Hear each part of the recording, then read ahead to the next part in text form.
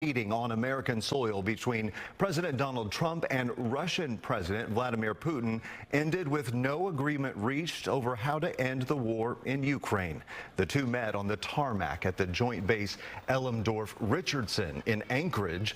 The meeting, which involved both leaders as well as top diplomats, only lasted a few hours. It was followed by brief statements in which Putin did not seem to back away from his hard stance against Ukraine, which Russia invaded in 2022. They said an understanding was reached, but they didn't provide any more context.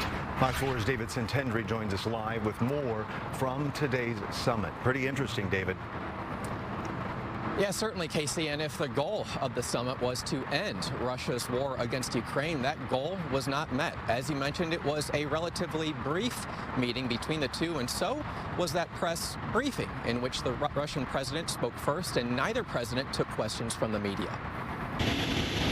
Russian President Vladimir Putin arriving in Anchorage, Alaska, shaking hands with President Donald Trump. The two leaders exchanging brief words and laughs before walking along a red carpet to launch the highly anticipated summit. While walking, a U.S. ceremonial flyover involving a B-2 stealth bomber and 4 F-35s. Moments later, Putin and Trump again side by side, shaking hands before riding away in the presidential limo known as the Beast, the only time the two were alone Friday.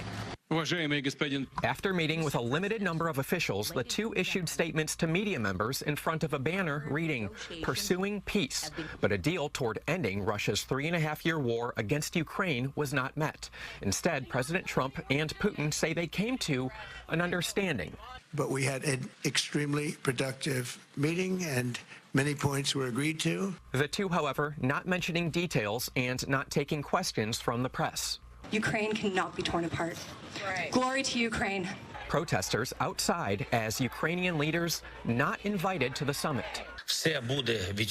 On the day of the summit, Ukrainian President Vladimir Zelensky reported several Russian strikes against Ukraine, posting a series of messages on X, one reading, "Russia must end the war that it itself started and has been dragging out for years. The killing must stop.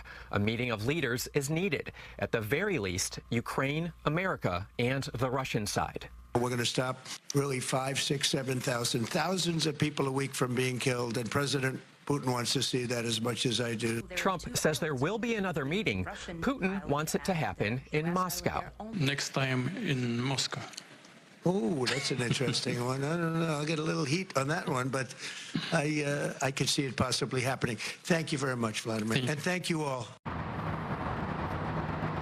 President Trump says he now plans to speak with the Ukrainian president as well as NATO. Certainly, the entire world is watching. Casey, back to you. Yeah, they certainly are. Oh, to be a fly on the wall of those rooms where the meetings happen. Fox 4's David Centendry breaking it all down for us. David, thanks.